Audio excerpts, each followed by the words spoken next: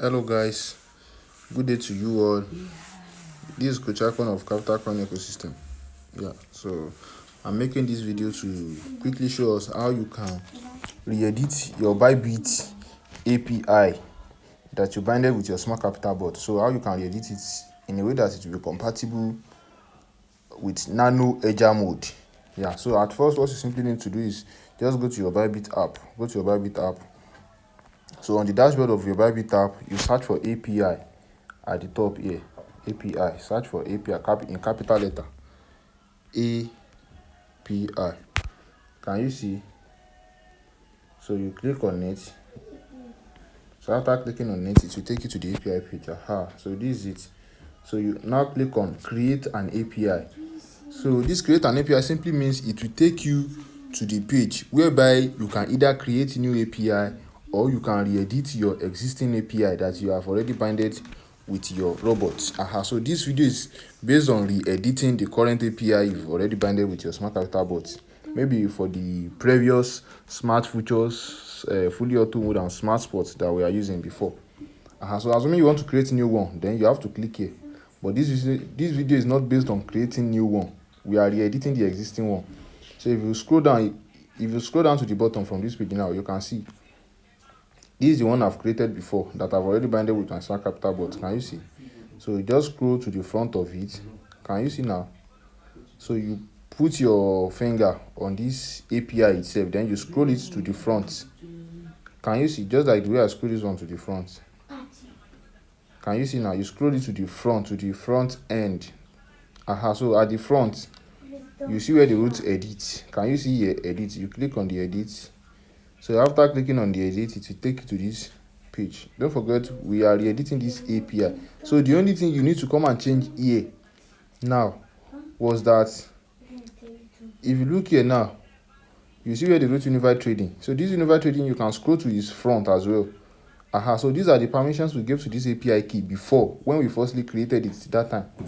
So that is, the robot can place order, can see positions, then can trade on USDT derivative, then the normal trading, which is the normal USDT PS trading.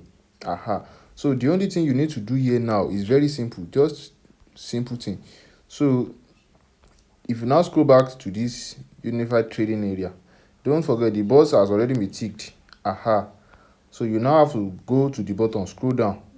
So during this while you've already scrolled down, you see where the root asset. So this asset, you can click on it from here directly. Can you see? I've already clicked on it now. Then you now scroll to the front of this asset.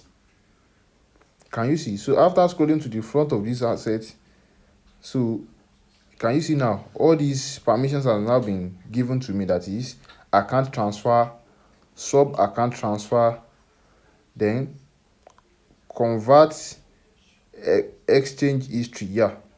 These three.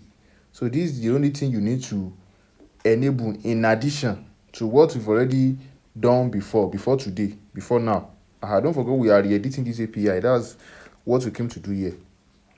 So the one you click on assets, can you see I've already ticked on this asset. I've enabled this asset. So the moment you enable it, you scroll to the front of it, then you enabled account transfer. That is, your NanoHedger mode can transfer between spots and futures to balance itself between the two.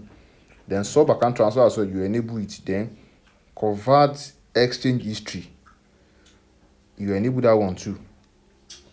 So that's the only thing you need to do. So after you've already enabled that those boxes, then you now scroll down to the bottom, then you click on submit. So this submit simply means you are receiving the new updates you've made to the API. So go back to your Google Authenticator to copy the code. Or you use your passkey, either of the two. So me, I've already copied the code on my Google Authenticator.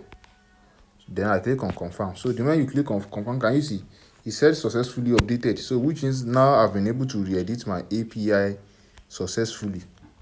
So that's how you re-edit your existing API that you've already binded with Bybit before. And if you just want to create the API from scratch, I've already done video on that before. So the video to that, the link is already the video to that is on our YouTube channel, which is named the icon space. Yeah, you can check it on YouTube. The icon space, the comma icon space. Let me quickly show you. So let me just go to, okay, so let me use Chrome as an example. So let me just use Chrome as an example. So if you go to your youtube.com, YouTube, so once you reach YouTube, I don't have the YouTube app on this one, so that's why I'm making use of Chrome. You can use your own YouTube app. So just search at the top. If you search for the, can you see the icon space, like this. So once you click on search, it will take you to my own channel. So this is my channel at the top. You can see it, the icon space.